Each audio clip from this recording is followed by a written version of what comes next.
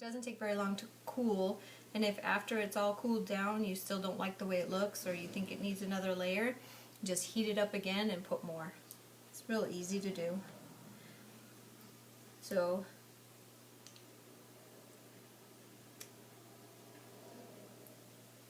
and your these things are going to get hot too. So once again with this, you can make sure it's good and wet, which might be part of the reason why I needed more layers than I normally do. I didn't soak it as much. When I did all those other dominoes, I had a partner. My daughter was helping me, and it went very quickly because it was the two of us. Doing it with just one person is a little more difficult. So you just put on your first layer, let it slide off, heat it up.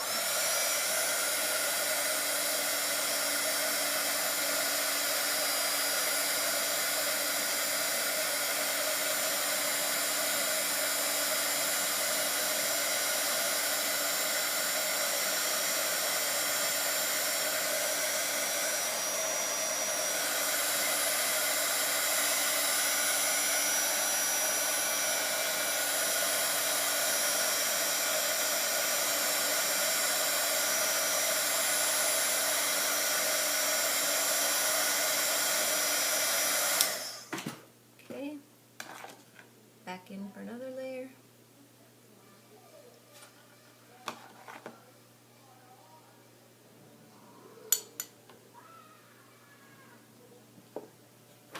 And then heat it up.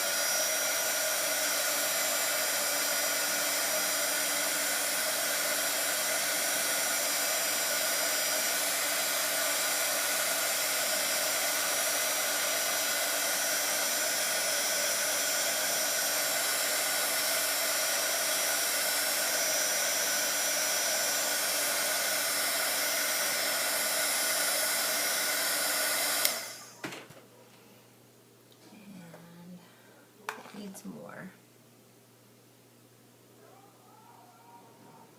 Seems like you have to do a lot of layers and it might take a while,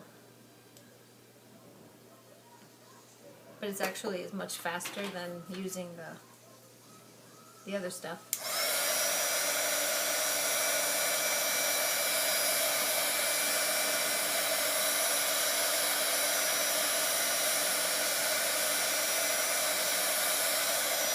You can see how it looks getting a little closer to me.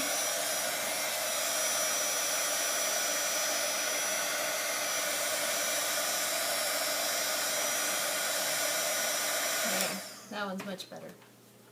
That one only needed the 3 layers because I covered it much better. And then set that one off to the side to dry. Let's check on this first one. See? It's already dry. So that's what I mean by being much faster. This one has still got hours and hours and hours of drying time. This one is already done. Oh, that wasn't good. Okay, so once you have this is dry, you want to take your little craft knife and just go along the edges. And all you're going to do is just kind of peel it down, get back to the domino, just so you don't have these ugly little edges. And the cooler it is, the easier it is. Mine's still a little bit gooey. And if you get fingerprints or anything on the top, you know, from touching it, all you gotta do is heat it up again and it'll smooth it out and the fingerprints will go away.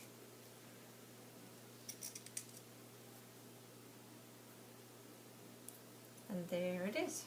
Now the edges are all nice and smooth. There's nothing on them. And I want to make them look old, so I'm gonna go along the edges with my vintage photo, like that. Now on this one, what I did is I just cut out the basic picture, and then on top of it, I added a layer where it says Curiouser and Curiouser. You can do the same thing with like gems or whatever you want to do. You can just add it to it and then put this stuff right over it, and it'll seal it in. So that's how this looks. I'm going to take my other one and clean it up, the edges. This one doesn't have a whole lot on the edges, just a little bit. And it's already done. Then I'm going to take my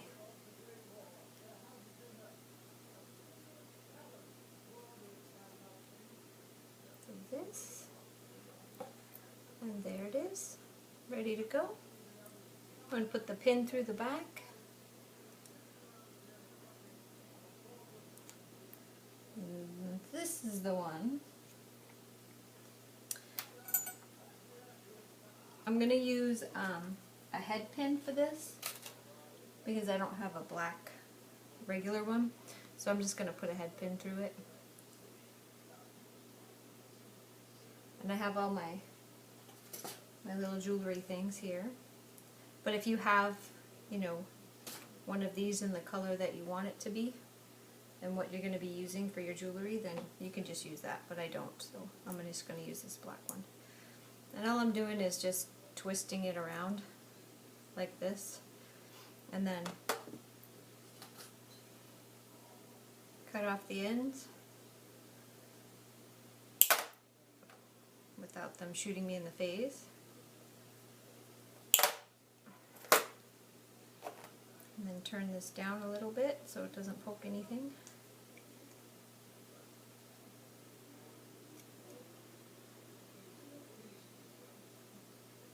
There it is. So here he is so far. He's got the little thing on, and I've gone out and got chain. I have a bunch of different things that I use. Sometimes it's chain, sometimes it's this from the Tim Holtz collection. I've also used the black nylon string, and I've also just used the hand-dyed seam binding and use that just by itself. But this one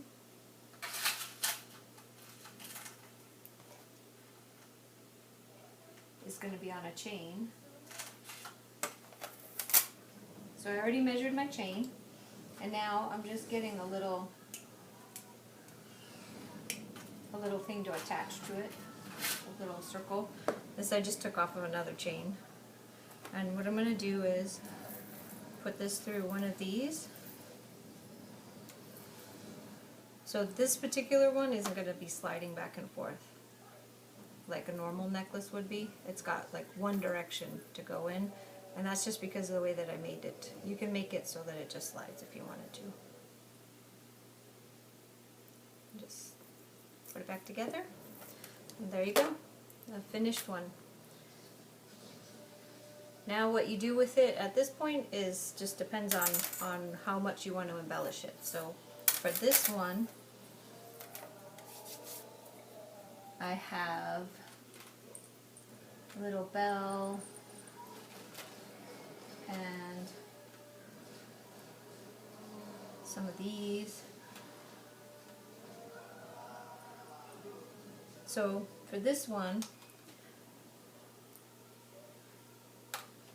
you can take all this stuff here, and then you're going to just wrap your wire around the bottom. And for this one I'm going to use red wire. And it's super simple. All you have to do is just wrap it. So you start at one end and you go around, and this is just to figure out how many times you want to wrap it. Like for the ones that I made, I did like 3 times, and then just cut it on the back, but cut it long enough so that you can twist it together with the other side. So there's my three times around, and then you just unwrap it but hold it in place, and then just thread your beads on or whatever you're putting on there. So for the very first row, I want to have that bead right there, and then you wrap it again, and then put whatever it is that you're going to put on this one. Actually, I think I want that on the top. That'll look prettier on the top. Let's do this.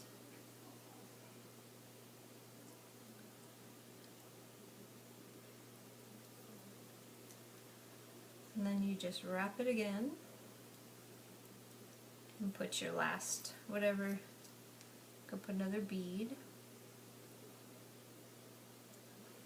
Sorry, some of this is out of camera, but I can't see when it's that far away, so I have to kind of pull it towards me.